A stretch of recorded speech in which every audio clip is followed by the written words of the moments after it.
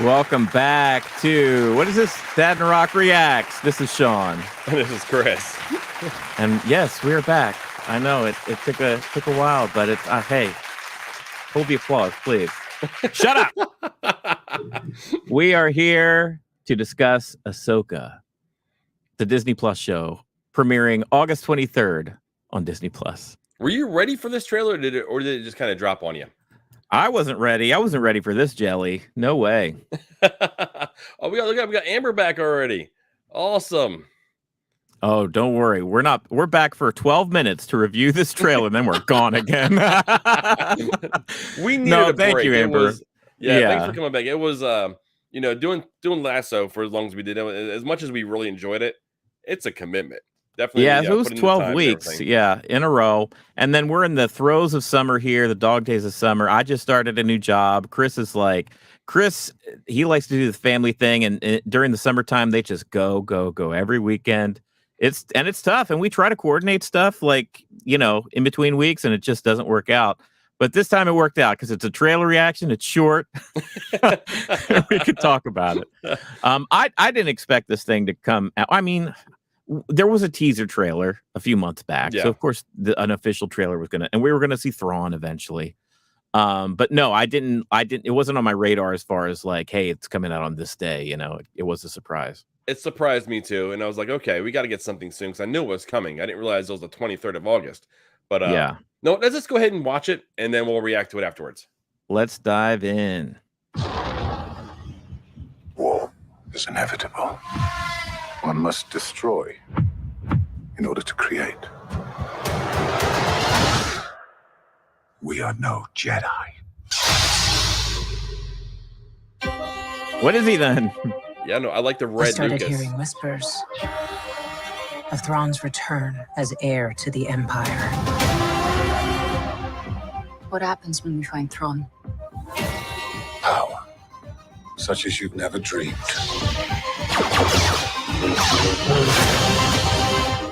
I've spent most of my life fighting a war. That's why I'm trying to convince you to help me prevent another one. You and I both know who could help you with this. She's still just as stubborn as ever. I bet your master found you difficult at times. Anakin never got to finish my training. I walked away from him, just like I walked away from Sabine. You never made things easy for me, Master. As a Jedi, she was like, what? Sometimes you have to make the decision no one else can. But I'm counting on you to see this through. Nice haircut.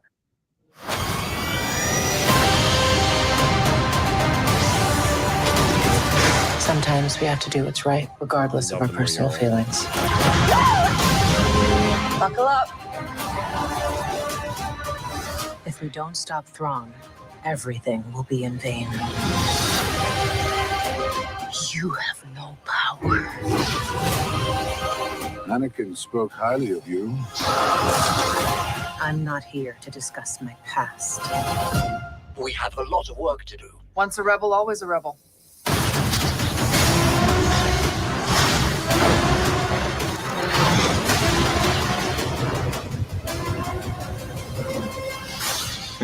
Oh. Ooh, 2-episode premiere. Yeah, it's 2 episodes. So, nice. First reaction. What's the first thing you thought when you seen that? I like this trailer better than the first one. I think there's more to it, and the stuff that was in it, I liked. I'm sad because the actor Ray Stevenson, who plays the not a Jedi, character, the older one, is, he unfortunately passed away a few weeks back. So we're not going to see his character or, him anymore. It's totally unfortunate because he was, golly, as far as character actors go, he was really good. Punisher Warzone is where I first saw him, I think. And then he was in the Thor movies and stuff, but he's done a ton of stuff. And what a presence, tall, beefy. Yeah, he just looks like a badass. Himself. Yeah, he just looks like a badass. So there's that. He looks awesome in it. I feel like we're gonna go into some real deep Jedi Force mythology stuff, which I'm ready for. After Mandalorian kind of plays fast and loose and doesn't really dive too deep into the whole Jedi thing. Besides, just Grogu waving his hands around a little bit, and healing people. Yeah, but this is going to get into some stuff that's probably has been seen in the Clone Wars and especially Rebels. Yeah. And what'd you think of the nod to basically the end of Rogue One and New Hope of the Vader kind of going down the corridor? The hallway. Yeah, the hallway. I kind of felt that was kind of a nod to that kind of part of the movie. Yeah, it's becoming like a thing because Luke had his thing at the end of Mandalorian season 2 too, going down the hallway and just being a total badass. But yeah, I think that's a thing now. What are your thoughts? I'm of two minds. There's a lot I liked about it. I wish he didn't say I am no Jedi. I feel like they're playing off the Ahsoka I am no Jedi. The Ahsoka thing she says. I think they could have changed the wording of that because it's kind of, unless they're tying the two together in some manner, that they're just kind of giving us a little bit, saying, hey, these two are going to be attached more than you think they're going to be attached. Yeah, that line delivery was a little on the nose, but maybe that might have just been for the trailer. A lot of times they just cut these things specifically because it's like shorthand because, they only have a minute and a half to grab us or whatever. So hopefully it's not as, hammer over the head in the actual show. Okay, so I loved Rebels. It's been a while since I revisited the full season of Rebels. Yeah. Was Sabine ever shown to be force sensitive in Rebels? I don't remember so. Sabine did wield the Darksaber, which I guess you don't necessarily because have you have, to know the Din Force. Djarin. Right. But she wielded the Darksaber a lot easier than Din Djarin ever did. He's had a tough time wielding that thing. But they've also explained that as well. Because if you are comfortable and you know who you are, you can control. You're not fighting with yourself to control the Darksaber. The Darksaber. Indeed, there were episodes where Kanan guided her, and he was fulfilling a role as far as he was giving her advice. And if you're just watching it on the surface, it seems like, he knows how to do that, and he's just giving her advice. But on a deeper level, it felt very much like Master Padawan relationship. So I don't think it's so far a stretch to say that Sabine maybe is even if she's just a touch Force sensitive, that's enough to work for Ahsoka to work with and to help guide her and stuff. So I don't necessarily mind that. I dislike it completely. And you do? I don't like it whatsoever. What I hope they're doing with it is I hope they're doing it as a bait and switch for Thrawn. What do you mean? The Inquisitors. If they're making her look like a Jedi now, they now are splitting their forces. Now they have Ahsoka to deal with. They got Ezra to deal with because Ezra's gonna be back. And now we have another Padawan that maybe it's force sensitive in Sabine.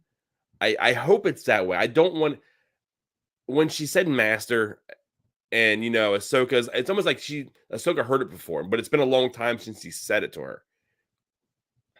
So I don't know, that felt weird. There's also you gotta look back and see what time period this is too. So it's like right around or post Return of the Jedi, or maybe even before. I mean, we don't really know the timing as far as when Ahsoka and Sabine started training. Ahsoka may have been desperate to maybe she didn't even know about Luke yet. You know what I mean? It depends on when this was. If Sabine showed the smallest hint of being Force sensitive, Ahsoka probably would have jumped on it just to be like, hey, it's just me. According to Ahsoka's, after Kanan dies, Ezra's missing. Ahsoka may think she's the only Force sensitive person in the galaxy right now, or that is able to pass on some of that knowledge. So then why would she turn away Grogu? Because she says she's no Jedi there too, and the timelines are very close. That's true. That's true. But at this point, she does know about Luke. Oh no, I've just got just some weird question that may very easily be ironed out in the show itself. And it may be. I feel feel positive that it probably will be. But I'm with you as far as I don't need Sabine to be a Padawan. I don't need Sabine to fight with a lightsaber. I'm fine with Sabine being a badass bounty hunter and well, not bounty hunter, Mandalorian, Yeah. and fighting with blasters and all the gadgetry Part and of the weapons. Ghost crew. We've seen how formidable they can be without a lightsaber and without using the Force. Like that's totally fine by me. So I would prefer her to be embrace her Mandalorian side as opposed to that.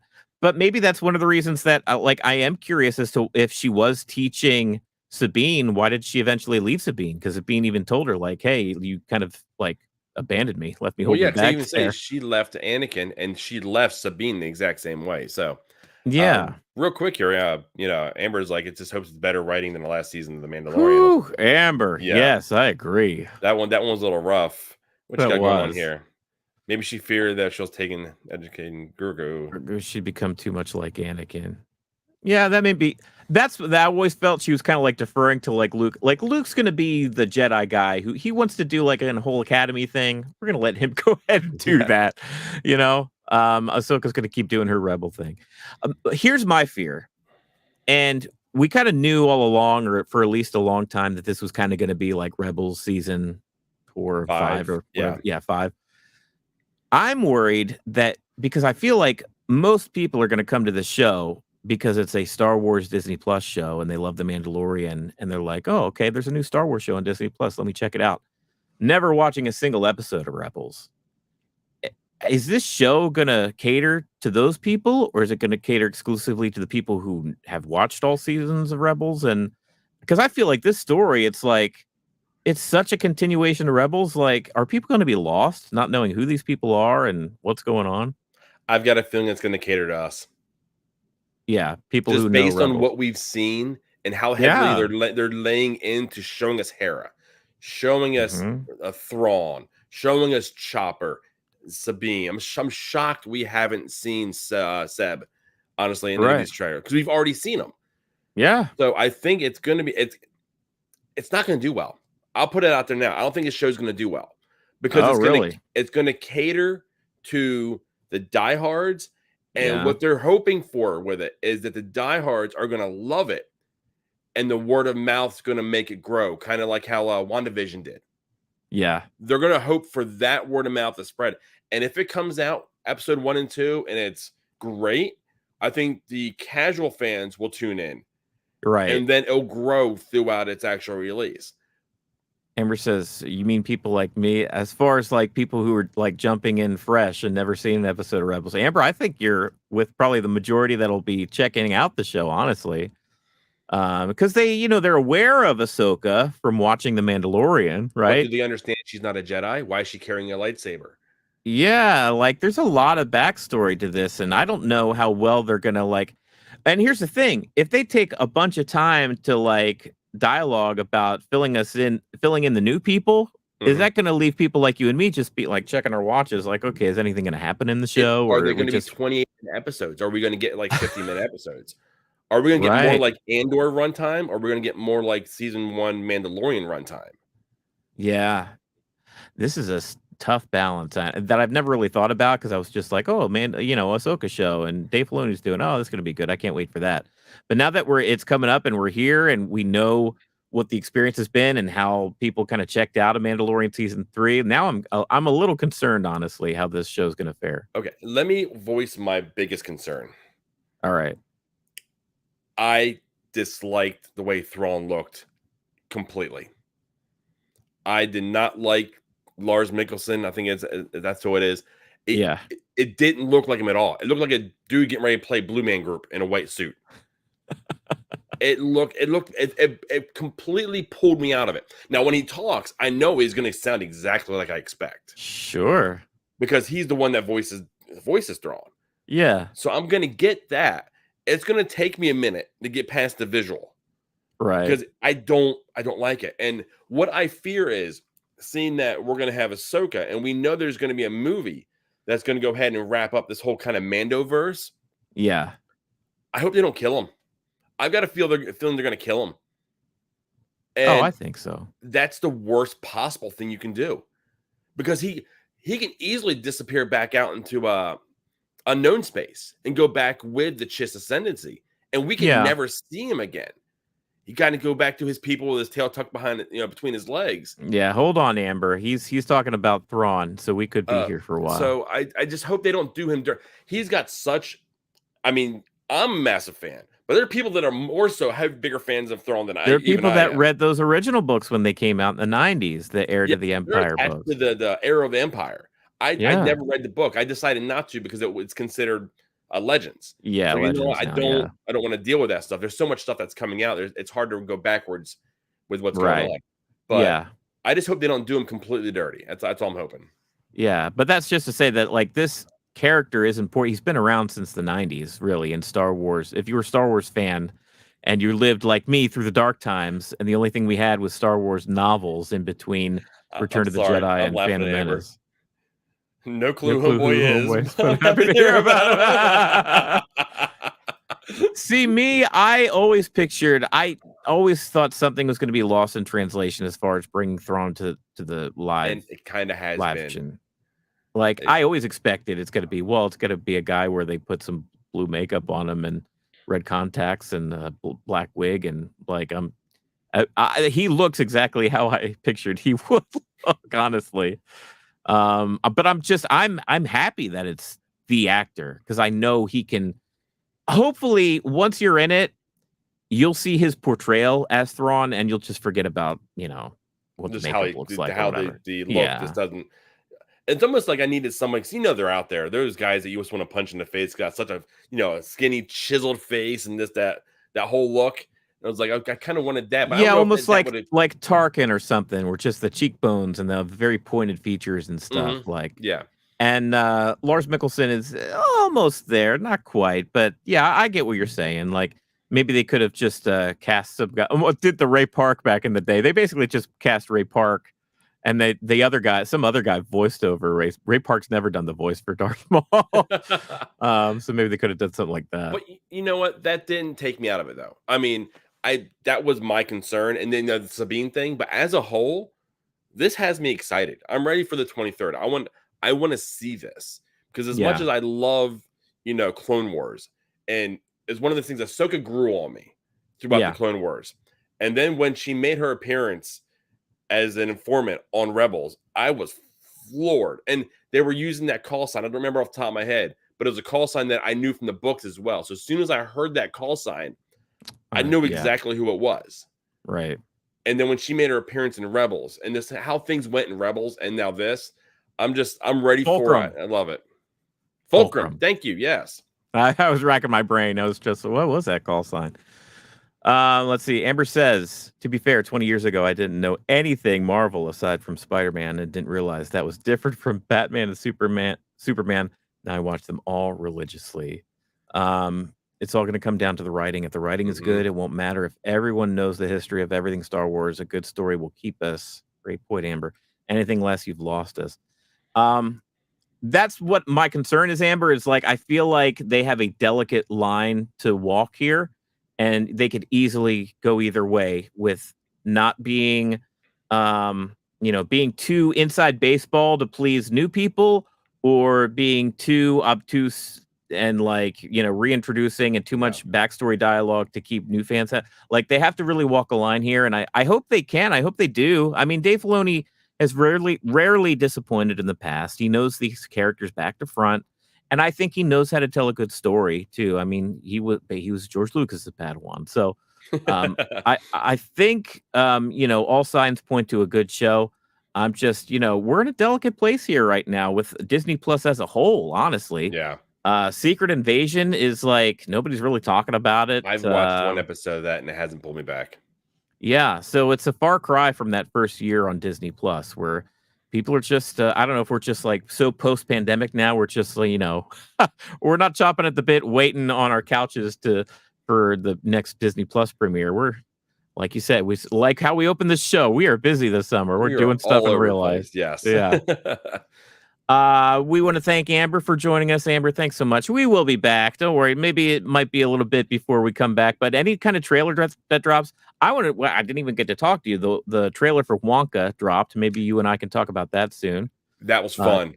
Yes. That's Did you something we watch need that to- trailer? Yes, we need to discuss that one because Okay. that is a movie that was never on my radar. I watched the trailer and now I am anticipating it. Now it is. Okay. Timothy Chalamet as Willy Wonka. Maybe we'll talk about that here soon. Stay tuned to the channel. Please stick with us, guys. If you're subscribed already, please stay subscribed. We love you so much. And we will be back doing the Dadnarok thing at some point. Stay tuned. Okay. Until next time, guys. I'm going to say, I don't know. See you next time. Bye. May the force be with you.